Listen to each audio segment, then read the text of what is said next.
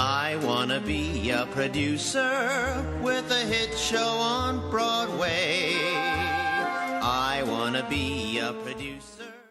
Hi everybody, it's Ken Davenport. We're back on the Producer's Perspective podcast. Today we are heading back out on the road. Several weeks ago when we were talking to booking agent Steve Schnapp on this very podcast, I vowed to speak to one of the presenters of Broadway shows at a leading touring house.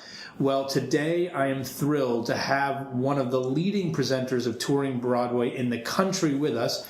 Welcome to President of NAC Entertainment, Al Nocciolino. Welcome, Al. Thank you, Ken. This is fun. Thank you for having me. Al has been a presenter for over 35 years, putting up shows at theaters in Buffalo, Rochester, Syracuse, and many more in New York State and Pennsylvania. He's been a producer of both shows on Broadway and on the road. He's an extremely active member and beloved member of the Broadway League.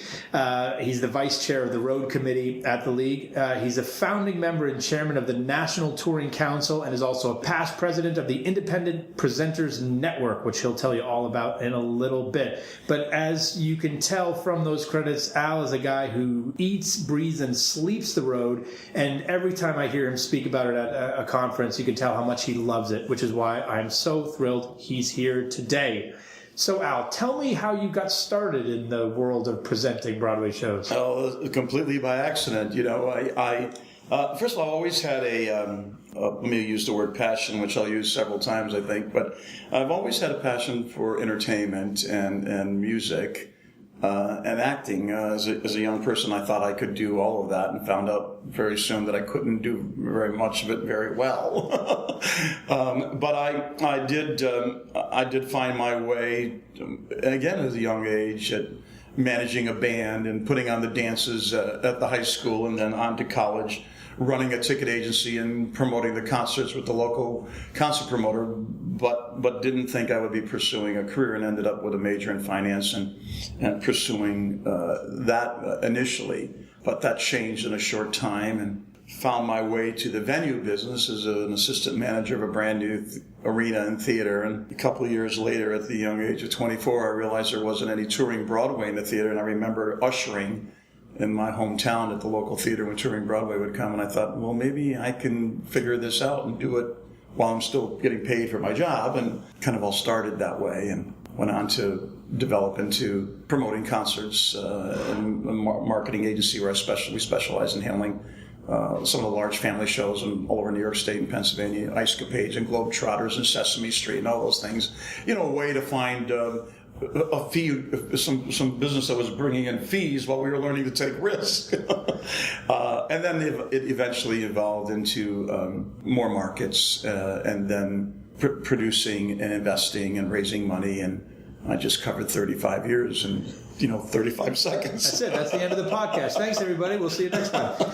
What was that first theater where you were not sure where you were working? It was a place called the Capitol Theater in Binghamton, New York, which no longer exists, unfortunately, because they tore it down and put a brand new bank there, and which happened in many of the older northeastern communities. There were, for instance, Buffalo had over 20 theaters at one time, and places like Binghamton had 7 or 8 theaters, in Syracuse and Rochester, and all those northeastern cities that were the big cities of America at the turn of the century had many vaudeville houses and theater houses and music houses, and they obviously, as time moved on, there wasn't a need for all of them, and so there was this consolidation, and we saw many theaters disappear in the Northeast, and this was one of them, and subsequently they renovated another one, and that's where I presented my very first show, which was Charlie's Aunt with Vincent Price and Roddy McDowell and Carl Brown. And it sold out, and I thought, well, this is easy. Your first show, Charlie's Aunt. Yes. Yeah. And what was the second one? Man of the Mancha. Did that do well as well? It did, with David Atkinson. And I was 24 and 25 years old, and I thought, okay, maybe I'll try to put a season together of 4 shows, and the next season I did, with Don't Bother Me, I Can't Cope, Equus, A Little Night Music, and I've forgotten the fourth one already, Absurd Person Singular.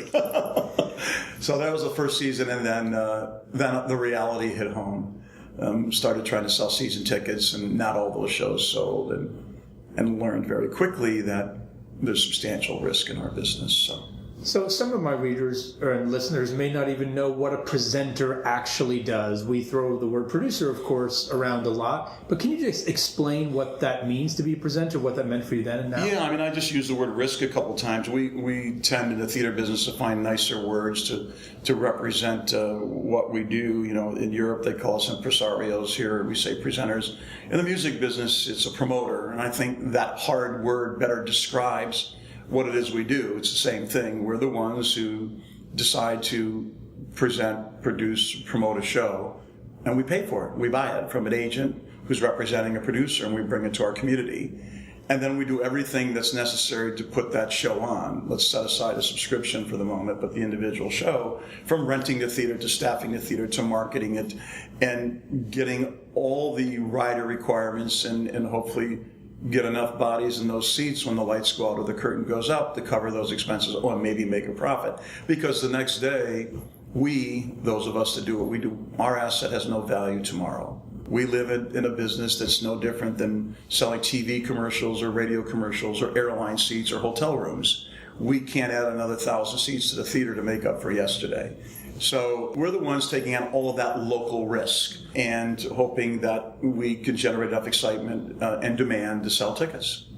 This is why I love doing these podcasts, because I've never thought about it in that way. I think of New York producers having such this amazing amount of risk, but at least we have a bit of the ongoing inventory going forward. Exactly. Not only are we selling tickets and hopefully we're going to have a long open-ended run, but even when we close, we have a little piece of that show when it's done elsewhere. Right. You don't. You get it for a week, you get it for 3 nights, that's it. That's it. Huh. And that's the risk that we all take, and what evolved in our business, and maybe this would have been a question of yours, which provided for a lot of stability on the road, and it came over many, many years. We can go backwards to talk about it, but is the subscription model. And so many of us, all of us now, have substantial subscriptions and made commitments to building those subscriptions and spending a lot of time and money and retention and new efforts to hang on to those subscribers, learning about what their needs are, what their wants are, and developing new audiences and expanding the audiences so that we can keep our subscriptions and grow our subscriptions and reduce our risk. So let's talk a little bit just about the 35 years of presenting that you've done. How has it changed? What's the biggest changes you've seen in those 3 decades now? Well, I think that, the obvious one is the economics, but that change is there for everybody. The cost of shows, the cost of producing shows, the cost of presenting shows. But I think, for me, two of the biggest changes, and I'll start with what we call the product, which I don't like. I hate that word. But our shows, the quality of the touring theater industry is so much better than it ever used to be.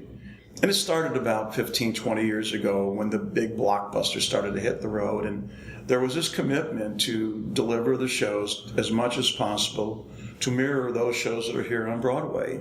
Cats did it, Phantom did it, Les Mis did it. Most recently, or not most recently, Lion King, Wicked, Jersey Boys, you can go on and on and on. But it also, it was the same with Kinky Boots now, or, Drowsy Chaperone 8 or 9 years ago. So we've seen quality, because there was a time when the bus and truck, as we used to call it, was very different, and what you saw on stage wasn't necessarily very good, at least physically, maybe not from an acting standpoint, but physically. So the quality of the productions have really improved, which I think has attributed to the stability of the subscriber and the new theater goer. And then I think the other significant part of the business has changed that came along with the commitment to these quality shows is what happened to the theaters in their communities. We call it the Phantom back wall syndrome, but when Phantom hit the road, most of the old theaters in America couldn't fit the show. So they all decided to do what they had to do, and that's blow out the back wall. Well, with blowing out the back wall, a lot of things happened, at least from my perspective. Not only did you physically change the theater, other parts of the theater became important. Seats, amenities, bathrooms, carpeting. So there was a serious commitment to restoring and renovating these magnificent community assets that existed all over the country. And then with that came the embracement of it by the local people, local citizens, local community, local politicians, local leaders, because they became a focal point, particularly in the heart of the old urban cores. And with that came everything, the redevelopment of a lot of downtown areas with that. So for me, the combination of those two things is really what's changed over the years. And do you think the quality change that we've had because of, and I remember reading about Cameron saying, I'm not sending Phantom of the Opera out on the road until I can deliver what it is in New York, that same experience. Do you think it's a result not only of producers like Cameron and saying things like that, but also just thinking that, look, people come to New York more often now than they used to, so the demands of your audience? Yeah, I mean, I think that's a really good point. And particularly from where I live and work in the Northeast, many of our patrons come to New York to see shows. So there's an expectation. But I think that expectation came even with those people who are further away, the Midwest or the West, and who don't get to New York that often. When they see a quality show like a Cats or a Phantom or a Les Mis or any other show, they expect similar quality with the other shows, and they respond when they're not. And they can respond both ways. When they are, you get their support. When they're not, you can hear them loud and clear. Yes, so I think you're right, and I think the combination of all of that helped. But clearly, look, we set a record this year on Broadway, and the biggest growth we've had is, of course, in our tourist business, and not necessarily for the tri-state area, the combination of domestic and international tourists. So yeah, I think that's right on. And what's also striking me now is you're not very different than the artistic director of a nonprofit theater, in that you have to pick a season for your subscribers, and you are going to get the wrath when they don't like it, and hopefully the benefit when they do. So how do you go about choosing those? Yeah, I think that's probably the single best question that's ignored by a lot of people who don't really understand it. Even people who work in it every day. If you don't know your market and you don't know your subscribers and you don't know how they buy and what they respond to, you can't hang on to them. And so you have to find the right balance of shows. Clearly, our subscribers now, the ones who are committed, want the best of the new shows. They know what's going on. They pay attention to Broadway. They want the best of new shows. They also want family shows, because many of them our demos are higher than New York. Our demos are 55 plus, and many of them have grandchildren, and many of them have older children, and so they want shows that they can bring their children to, I think, or their grandchildren to. I think the biggest surprise, with the utmost respect, this past season was the success Cinderella had on the road. It was a huge, huge hit. And it goes, oh, the subscribers aren't going to like it. Oh, guess what? They bought additional tickets, brought family, brought grandchildren, and that for us becomes a bit of audience development too. Because once you get one of those young people into the theater with their mother or with their grandmother, they're coming back. They're coming back. If they've had an experience at Lion King, or they've had an experience in Cinderella, or any of that other type of show that's friendly and familiar and comfortable for them, they're coming back. They may not come back next year, but they're going to remember the first show they ever saw. Because that's what happens when you go to the theater. It's so different. Not many people, I heard someone say this at the conference this spring, and I wish I could remember. Lin-Manuel, I think, said it. You don't remember the first movie you saw, but you remember the first Broadway show you saw. Yeah, so we try to find balance. We try to find, I don't like the word revivals, I like the word classics. We try to find the shows that are the classics, that handful shows that you can bring back so very often. The new shows and the family shows, and finding the right balance is key, and we work very hard at that. And also knowing the landscape, knowing what's coming up for next year versus this past season. What do I save for next year because I might have too much this year, and balancing that over the course of a couple seasons. Have you ever run into a situation where you've seen a show and been on Broadway and been like, God, I love this show so much, I just can't book it? No, not me. I've come close to that, saying, I love this show so much. I know it's not going to sell, but I have to bring it for many reasons. One, it might have won the Tony Award. Two, it might bring a whole new audience into the theater that don't normally come. Or three, most importantly, it's important for our people to see it, because it's a big, beautiful piece of theater, knowing full well it may not sell. So let's talk. So we call that realistic expectations. I love that very fancy MBA phrase. I love it. But let's talk specifically for a second, because I'm very curious about this. So Fun Home, obviously, big Tony Award-winning musical this year. I expect it will tour. I'm very excited about the possibility of that story getting all over the country. Right. Is that a show that you will book? Well, in an effort to be completely forthcoming, I'm involved in the show. I have an investment in the show, and I'm in love with the show. So that's going to maybe taint my opinion a little bit in order to be forthcoming. I think there are several reasons why. First of all, when a show wins the Tony Award, eventually everybody will find out about it. The idea that they don't, they will. Will it appeal to everyone? Maybe not. Is it a show that I think is going to sell as many tickets as Cinderella? Of course not. It's in a small little theater here. That's not insulting the show. That's completely realistic. Is it a show that I think my patrons will enjoy? I think they'll cry like I did, love it, and leave there remembering this incredible piece of theater. So if I can find a way to do it. The only concern I have, and this is a small one, it's very selfish, and Kristen and Mike, I apologize if you're listening. In a 3,000-seat theater, I'm a little concerned to how it's going to play there, but I have complete confidence they'll figure that out. Because it is going from in the round back to proscenium, and we'll have to figure that all out. And once we do, I think it'll really, really work well. So I think they're going to have a very successful tour. So let's speak hypothetically for a second, and I just want to understand how important that Tony Award is. Let's pretend you weren't involved for a second, and let's say American in Paris won the Tony Award. Mm-hmm. Do you think Fun Home would get out in the same way? Yeah, I do. I think those are two questions. Would it get out? Yes. Would it get out in the same way? Maybe not, because clearly winning the Tony Award says Chicago, LA, Washington. It says, you need and want that big show in your markets that won the Tony Award. It's important to those really dedicated, committed theater goers. They want to see that show. They want to see the show that won the Tony Award. So I think it looks differently when it tours, when you win the Tony Award. And for those of us in the secondary markets, or large secondary markets, we have a commitment. I have a commitment. If the show wins the Tony Award, I'm bringing it. Some way or shape or form, we'll play it. And that's the luxury of having a subscription base too, because when you go back to that realistic expectation, and if it applies to a specific show, and I'm not suggesting it does to Fun Home, then you have the luxury of saying, okay, I may not sell all the single tickets I will sell with another show that has a broader based audience, but I've got a subscription base, and they're going to enjoy it, and I'm doing what's responsible for and to them. Yeah, I have a feeling they'll thank you for it, actually, for bringing that. Yeah. Have you booked in the past, or would you book shows that don't play a New York theater? I have the reputation, unfortunately, of being one of those guys that says, well, if it hasn't played Broadway, how do you put it on a Broadway season? Now, having said that, I have done a few over the years. Sometimes reluctantly, because I've waited and then watched how they've sold and thought, okay, something's going on here and I'll have to do it. But as a matter of course, I typically will only book and program shows that have played on Broadway.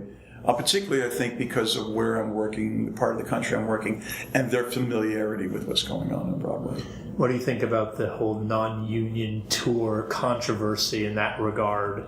Well, I think, there's a lot of parts of that conversation. Having grown up and worked in the smaller little markets of upstate New York, where the large shows just won't fit in the theaters. They won't fit in the theaters because the stage is too small or the capacities are too small. The Binghamton, New Yorks, or the Elmira, New Yorks, or the York, Pennsylvanias. There's a community who wants to see theater.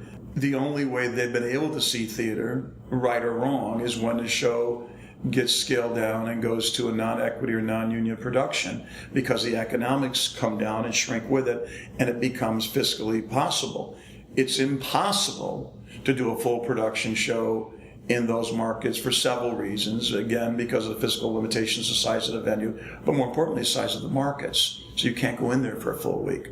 So I've always felt, and I've been a participant in many dialogues with equity over the years, that there is a need, and we've got to find a way to serve it, like it or not. We should work together to do that, and I think we've had healthy dialogue about it. Having been a company manager for a non-union tour, that's one of the first jobs I ever got. I played Harlingen, Texas, one of these small theaters that they didn't have the number of people to fill a theater more than one night a week. Right. And we barely filled that. So I've always... and the first two shows I mentioned that I ever presented were one-nighters. You just can't tour that in the same way. There's a place for it. It's just where is that place? And how it's done. Yeah, exactly. How far out do you book? Like this is something I talked to Steve a lot about. How quickly can a show get on the road? Is it speeding up or slowing down? Yeah, it's speeding up. It's really speeding up. I think it's speeding up for a lot of reasons. First of all, we've created these, I use business terms, unfortunately, more than I should, but these franchises around the country. And that's these locations, cities, performing arts centers that have these wonderful subscription series. You know, the combination of the independent markets and what BAA has done very successfully with their markets. There's high demand. And as soon as a show opens on Broadway, there's some sense that there's going to be a life after Broadway. They find an agent, and that agent's on the phone long before sometimes the nominations even come out for the Tony Awards. I mean, I'm almost completely done for 16-17. Wow, that far in advance. Yeah, and I'm starting to book some shows for 17-18 right now, because some of them that are going out 16-17, I just didn't have room for. So we're pushing this. I just came from a meeting now, moving a couple shows into the 17-18 season because I don't have any room in 16-17. And we as an industry, we've talked about that, because with that also comes some fallout when you start so far in advance, you know, because seasons get filled and then there's not enough room for all the shows. But I believe that that's the process of supply and demand, and that stuff figures itself out, and there's a reason the show might not happen. But yes, to your question, it has really speeded up, and we're all players in that equation right now. You've also produced on the road, produced here. Is there a difference from being a great Broadway producer as opposed to being a great road producer? Do you need different skills? Well, that's a great question. I think certainly being a great Broadway producer is an extraordinary set of skills and responsibilities going with it. But there are many great Broadway producers who do not know the road. And what they have learned, and I've been a participant in this over the years, is that you need to find your way to people who do know the road. Good general managers, good agents, people who understand the landscape, know the marketplaces, know the players, know the deals, and try to do it, and not go into it in any kind of a cavalier or blindfolded, approach to it, because it is different. It is different. Because we're taking on the weekly risk, whereas the producer's taking on the initial risk. But once he decides to capitalize and build a show for the road, it immediately gets passed on to those buyers across the country. And so the question is always, how much will I make? Will I recoup? And the stability of the road is provided for at least almost most shows recouping. And then, of course, you get a second year, you know what comes with that, depending, once again, on how big the show is. But, the producing part's not a different, well, let me say this. The creative process gets a little tricky sometimes, too, because converting from what's on stage in New York to putting it into 6-tractor trailers, it can be very challenging, and getting your creative people to make those, to adapting to some of that, I think sometimes has been challenging, but I think there's a better understanding of that now. What do you think the current state of the road is right now? I often say to guests on the podcast, if Broadway were a patient, what state would that patient be in? Critical, intensive care, healthy? What do you consider the road right now? I think the road is very, very healthy and taking a really good care of itself. I think that we did almost 14 million people on the road last year in attendance. That's full. The national tours equity, not the non-equity tours, just the first-class tours. Grossed about $1 billion. Healthy, very healthy. We had a meeting yesterday of what we finally refer to as the Entry Industry and Road Presenters Committee, and did a little canvassing of how renewals are going and how subscriptions are going thus far this season. And everybody's renewal rates are up. Everybody's growing at 3 to 4%. Yeah, we're healthy. We're very healthy right now. What are the big hits out there right now? There are many of them, which is really nice. I mean, this past season, there were several. I mean, I think you know them in Motown and Kinky Boots and Cinderella. A show like Pippin was, I think, an extraordinary surprise for our subscribers. I had never, ever presented a production of Pippin over the years. I mean, just think about the last time it was on Broadway. And if you go back to my little model where I don't do it unless it's... Of course, it had been on Broadway many years ago. our audience loved it.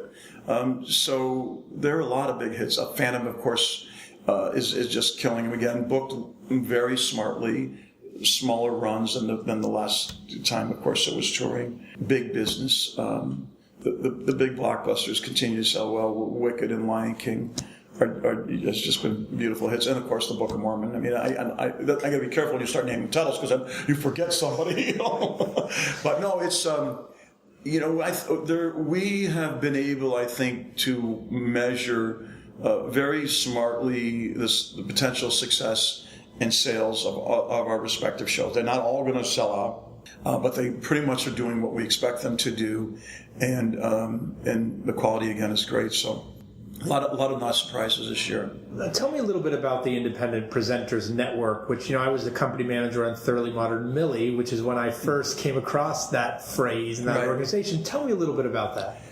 Well, that was the first show, by the way, that we really were invested in. Several years ago, it became aware to us, for many different reasons, that with the growth of the road and the road changing and the deals changing and the costs going up, that there was an organization called at that time something different than Broadway Across America, but they were very organized and they were working as a unit, and the independents were operating very independently and once in a while talking to each other. So there was a very simple need to get people who worked on their own, either performing arts centers or independent presenters like myself, who didn't have the ability to come to New York on a regular basis, to see and look at each other and talk about what they were doing and figure out a way to work as a group and find some way of helping each other.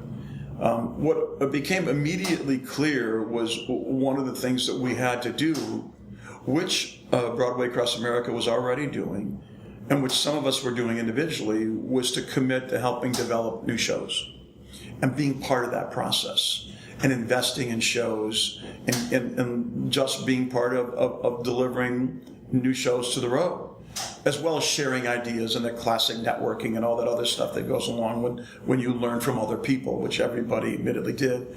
And so we grew up, so to speak, by working as a whole, yet still being very, very independent, by helping each other and committing to this process of investing and co-producing and whatever else came along. And of course, Millie was the first really big one we did. And you've done a number of shows since then. We have, and multiple shows in the same season. 2 seasons ago, we were significantly invested in Kinky Boots, Matilda, at a lesser extent, and Cinderella and Pippin. And then sometimes it's not the aggregate, could be 5 or 6 or 8 or 9 or 10 that decide to invest in a show. And so many shows. We're committed to 3 or 4 shows for this coming season. So, we're now part of that. All producers would love to have the road presenters, all of us, is part of their producing process, because with that comes a commitment to see it grow and come out there after Broadway. And sometimes, Ken, even though it might not be financially successful in New York, we've toured many shows that haven't recouped here on Broadway. Many of us have. And so hopefully you make a little money on the road, or a lot of money on the road that goes back towards the mother company, which eventually can help that a little bit. So we learned early on that it was important, and we continue to work together. You made some good picks. That season alone sounded like a good season. We've made some good ones, and we've made some bad ones. Haven't we all, Al? Haven't we all? You're very active in the league. Every time I go to a conference, you're always up there speaking. And as I mentioned not anymore, I let everybody else speak. It always looks like you're holding court, or you should hold court up there. And tell me, look, the Broadway producers and presenters in the same organization, even though at the time, if I have a tour, I want you to pay me more money for that tour. You want to pay less. There's a natural, quote-unquote, adversarial relationship in that. And yet we're all in the same organization because we all want to be theater to be successful. What's the relationship like right now? What do you think? Is it more adversarial? Is it less contentious? How are things? No, I think we've come miles. I mean, you first of all have nailed with the question the reason why I believe that there's been this wonderful synergy that's evolved at the league where everybody now has a better understanding of what everybody else is doing. Not just Broadway producers and Broadway presenters, general managers and agents and everybody else.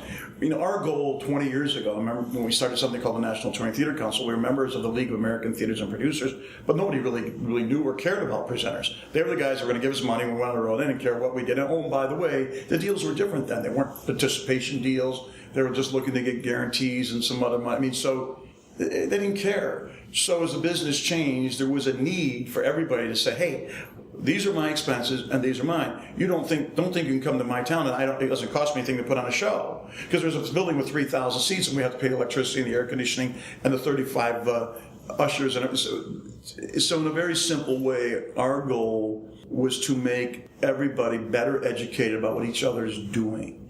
And now I think we've had tremendous success in doing that. Look, the CTI program devotes not only time to producers, but bringing presenters in and general managers in. We want these young people who decide to take the course and to know all about the business. And there are producers today that will tell you they know so much more about presenting than they ever did before. And I think, look, let me make this will be really simple answer to your question. We just celebrated our 25th anniversary of the Spring Road Conference. And part of our growth has been the extraordinary numbers. We had over 700 people there this year. And there's all these people coming in from the road. We don't know how to manage them all. So we dissected it. Of that 700 this year, 300 were from New York City. Think about that. So exponentially, our growth has been with the New York community coming to the Road Conference, which is wonderful. It's great. It means they want to know it, they want to understand it, because the more they understand, the better they can manage what they're doing and the better they can negotiate and understand and have fair deals for everybody. And when that happens, everybody wins. I tend to make my answers a little long, I'm sorry. No, they're perfect. And you just encapsulate what I've felt myself over the past 10 to 20 years of my time in the business, is that it felt like New York producers were a little snobbish about how we dealt with the road. Oh, yeah, we'll give you the show when we're ready, and you'll pay what we want you to pay, and be lucky that you were giving this to you.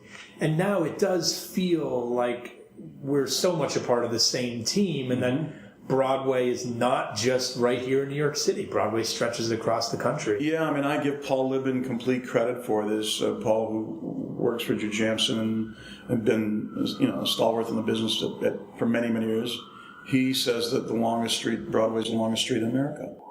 He's 100% right about that. And one of the things that New York producers have to remember is that 65% of our audience comes from outside this city, which means they're growing up on theater in local markets like yours. No question. So how they're getting exposed to it, what they're learning, and them actually getting here may be a result of all the work that you're doing in your markets. And because we all have so many subscribers, part of our commitment to them is to communicate with them. And today, with the social media ability, that we so easily tell them about what's going on Broadway, so easily tell them about what shows are coming on the road, or so easily tell them about the Tony broadcaster. So we keep them very informed. They're much more aware now, and they become better patrons and better educated patrons about the theater business.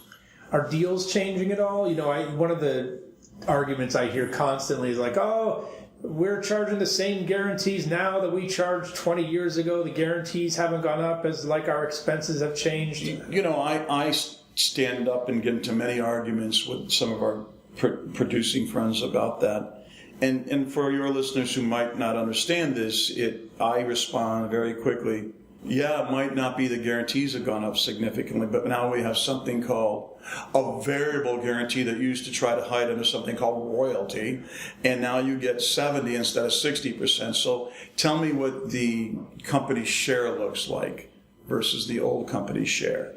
And when you start looking at company share, I think you see that's where the growth has been. And to defend the producing side, that's where they need to be, because their costs have gone up as much as ours, if not more. But it's come in different ways. Higher participation, the recognition that it's not royalty, that it's a variable guarantee. So if a show is getting a $300,000 guarantee and there's a 10% variable guarantee, the guarantee just became $400,000 if you gross $1 million. Yeah, so it might say 300 on the contract, but it's really 400. And then they get their percentage afterwards. So, but we all know that. And as soon as I say that, there's a little sit back and they say, okay, let's do it. Because it's a reality. It's numbers. They're delivered differently, but they're going up. And they need to, and they should. And I'm going to be careful about that because I'm always trying to find the balance for all of us. Okay, our last question, which has now been called the genie question by many of the listeners out there. I ask this of all my guests. I want you to imagine that the genie from Aladdin knocks on your office door. I imagine you will book Aladdin when it comes to your market. Absolutely. I'm waiting for it. But when that genie knocks on your theater and says, Al, thank you for booking us here, and thank you for your incredible dedicated service to the road over the past 35 years, I'm going to grant you a wish. One wish. What is the one thing that drives you so crazy about this business? The one thing that keeps you up at night, that gets you so angry? What is the one thing that you'd ask me to change or get rid of with the snap of my fingers?